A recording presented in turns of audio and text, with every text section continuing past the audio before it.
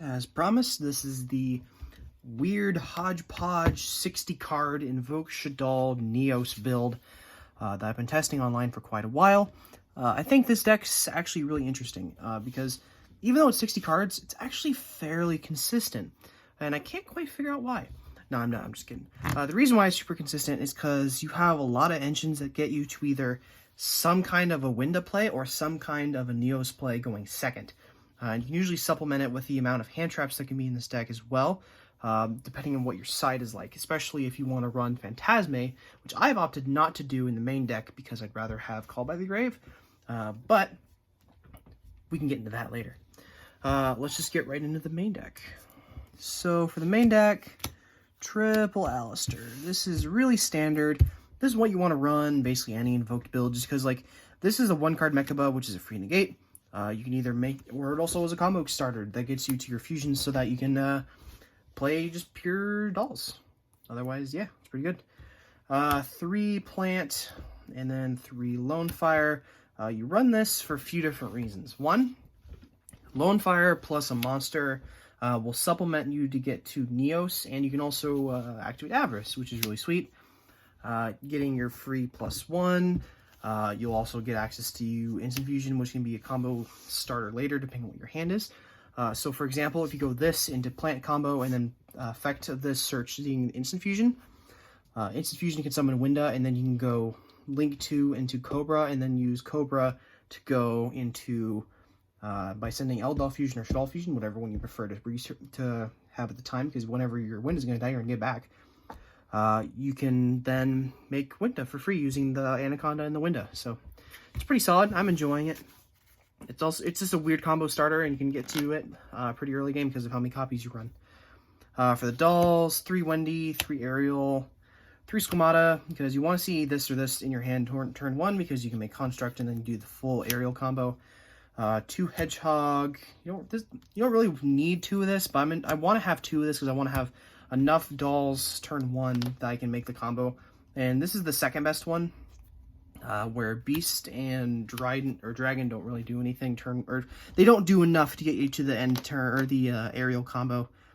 But you still run 2 of this because you can get it off of Wendy, and if you draw into it, it's also not terrible because it replaces itself.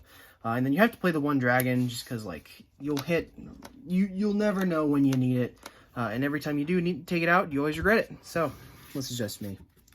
Probably just me. Anyway, the light engine, you just run the 3 clowns. You don't play 3 Trick Clown because you want to actually have this in the main deck if you have access to Foolish Burial, because you can go Foolish Burial, send this, banish it, search Trick Clown, and then you can normal Trick Clown after you make a construct, and then you can do full combo. For hand traps, 3 Ash, 3 Nibiru. You don't really need more of this, but some of the cards in your main deck basically act as hand traps because they can either be turn 1 interruptions or they can be turn 2 board breaking cards, which is really sweet. Plus Nibiru's light, which is always cool to have. And then for the 2 Garnets, you need both of these for Neos. But unlike, say, Red Eyes Fusion, you can actually have these in your hand and not be terrible because you can send them from hand even off Anaconda, so it's pretty sweet. For the spells, 3 Meltdown, Terraforming, because you want to get to the Alistair as quick as possible. Like, there's no reason not to run the max amount of these. Okay, here where we get to the bulk of the deck, the fusion spells. You have to see a fusion spell turn 1. There's just no way you play if you don't have a fusion spell in some capacity. Even if it's just plant combo and then you just don't search a fusion spell, you still need to have some sort of fusion access through Anaconda, so you have to play a maximum amount of these as you possibly can within reason. 3 El Shaddoll Fusion, 3 regular Shaddoll Fusion. This is Bust going second, everybody knows this. 3 Invocation. Only good invoked players don't have to worry about getting ashed, because no matter what, always the good players always have Invocation hand. It's just a fact, dude. I don't know why it happens. It's just a fact. Then 2 Neos Fusion. This is okay to draw because you can send your stuff from deck and then just make a free Chungus that is like big as fuck and then just spins everything or disrupts the opponent's graveyard or deals with all the back row the opponent has. 3 Super Poly. This is what I was talking about when I said that this is a card that basically acts as a hand trap, because you can either set this while you have a random doll on your field, or if your opponent tries to deal with your Winda, you can flip this, deal with their card, and also keep your Winda. because you just make another one.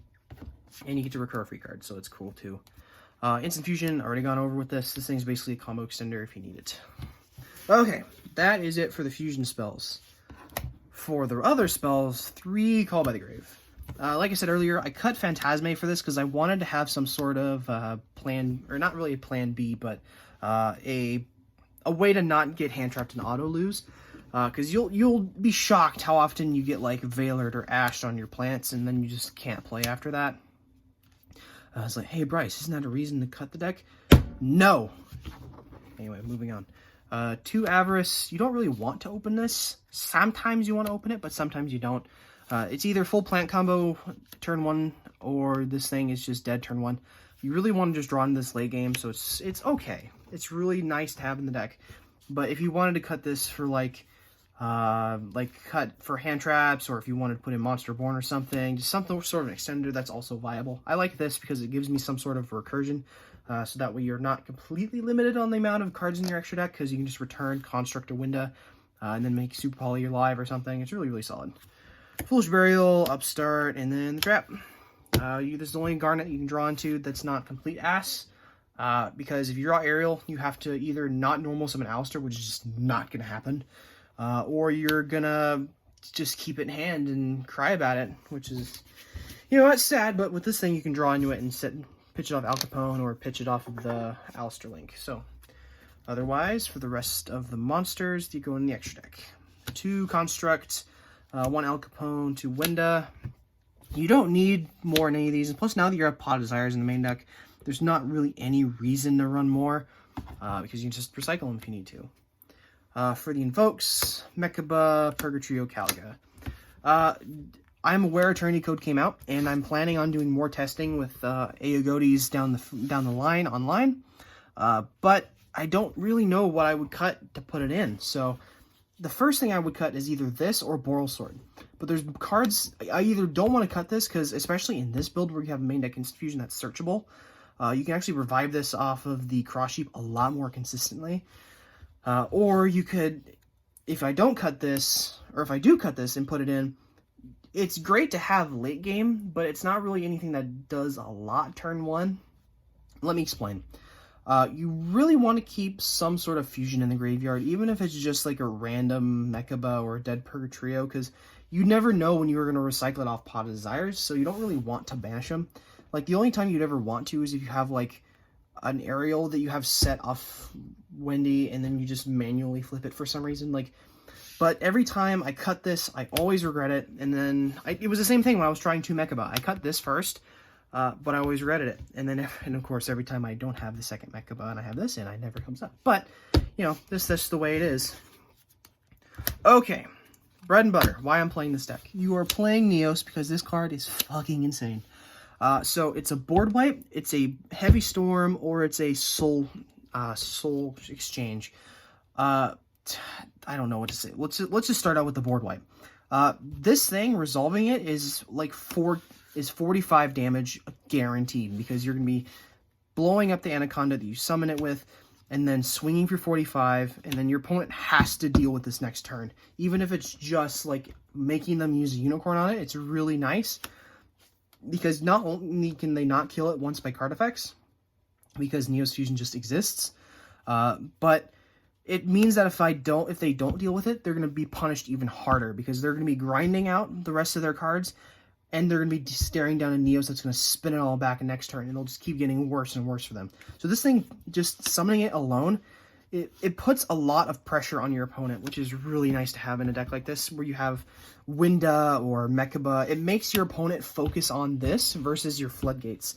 And if they just can't play through the Floodgates, well, then they just lose, because they have a 45 beater and a Floodgate monster that's just stopping them from playing. And if they do play, well, you just get your board spin. Anyway, again, so with the backer removal, it comes up fairly often too. Oh, one more thing about the board removal. This also dodges weird garbage. So say you have, I don't know, your opponent has Monarch Stormforth, or they have, I don't know, a monster that's stopping you from, that's turning off all your monsters. I don't know, what's the name of that monster? It's a skill drain on legs. Whatever, I don't really care. But if your opponent has, say, Monarch Corrupt, you can blow it, or blow up a not Monarch Corrupt. If they have a monster that's stopping you from resolving effects on the field, this removes itself as cost, so it will deal with the card regardless. And then if you have Pot of Avarice, it's even better. But yeah, and it can also stop Salad. It turns off the invocation Alistair loop in the mirror. It's super sweet. I love this card to death. I would pick up the higher rarity version if I could, but coronavirus is putting a dent on everything. Okay, so links. Almirage Gardna. You need this for the Alistair combo where you make one card back up. It's really solid. You need to play it. Cross Sheep. You need this for the combo with Ariel. Anaconda. If you're not playing this card in this deck, don't even bother playing this deck. Just play pure Invoked Dolls, because this thing gets you to Rainbow Neos. It's a secondary win con. It's broken. If you're not playing this, don't play Neos. Alistair. This thing's actually really interesting. Not only is it not once per turn, but it doesn't send as cost. It sends as effects. So it'll trigger your dolls, and it can also fix hands where you have, like say you can't get to Al Capone, but you can get to this. You can pitch the trap from hand and then do the combo with it instead. So instead of making Cross Sheep turn 1, you'll use Alistair plus Construct to make this, revive the fusion spell you just dumped, and then make Mechaba or make another doll monster, and then just go off. Or if you're reviving the spell off of the Construct, you can summon Winda, and then you'll use your one special summon on Caliga. Because if you're summoning Winda, you can use this effect, pitch a card, search Invocation, and then go activate Invocation, banish this, and or another Alistair in your grave if you don't have it.